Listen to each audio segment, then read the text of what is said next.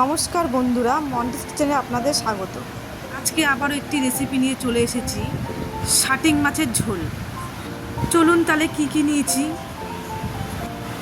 নিয়েছি বড় সাইজের দুটো শাটিং মাছ,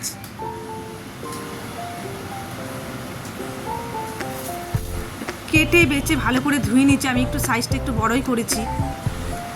এবার নিয়েছি আলু, নিয়েছি আদা, রসুন, কাঁচা লঙ্কা বাটা, পেঁয়াজ বাটা, টমেটো আর ধনেপাতা।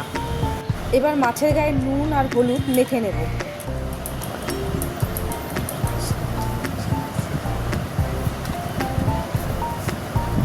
আমি একটু চিড়ে নিয়েছি যাতে একটু নুন হলুদ ভালো মতন ঢোকে ভাজার সময়।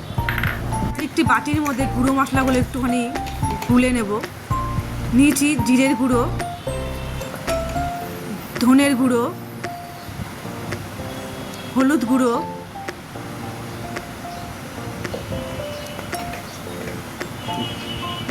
দেবো সামান্য জল।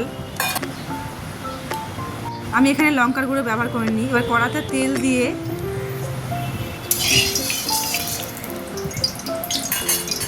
মাছগুলি একটা একটা করে ভেজে নেব।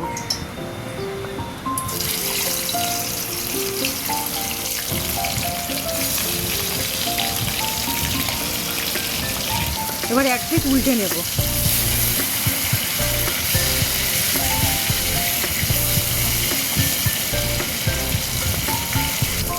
ব্যাস আমার ভাজা গেছে, এবার উঠিয়ে নেব। তো সমস্ত মাছ একটা একটা করে ভেজে নেব। এবার ওই কড়াতে সর্ষের তেল দিয়ে কালো জিরে সম্বাদ দেব, আলুগুলি দিয়ে দেব। এবার হালকা একটু লাল লাল করে একটু ভেজে নেব। দিয়ে দেবো টমেটো,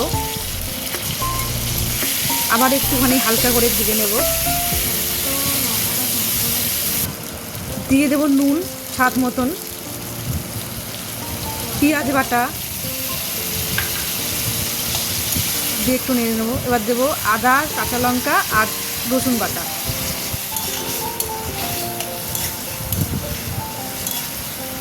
এবার দিয়ে দেব জিরে, ধনে আর হলুদ গুঁড়ো। এবার একটু লাল লাল করে ভেজে নেব। এবার দিয়ে দেবো সামান্য চিনি। আপনারা যারা মাছের চিনি পছন্দ করেন না তারা দেবেন না। এবার লাল লাল ভাজা হয়ে গেলে দিয়ে দেবো জল। এবার 5 মিনিট ঢেকে দেব। 5 মিনিট মধ্যে চলে এসেছি, দেখুন আলু সেদ্ধ হয়ে গেছে। এবার একটা একটা করে মাছ দিয়ে দেব।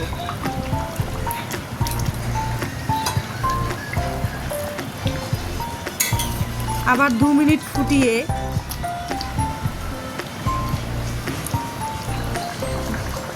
দিয়ে দেব ধনেপাতা।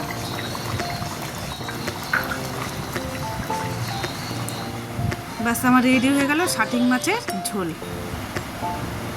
আমার যদি এই রেসিপিটি আপনাদের ভালো লেগে থাকে অবশ্যই কমেন্ট করে জানাবেন।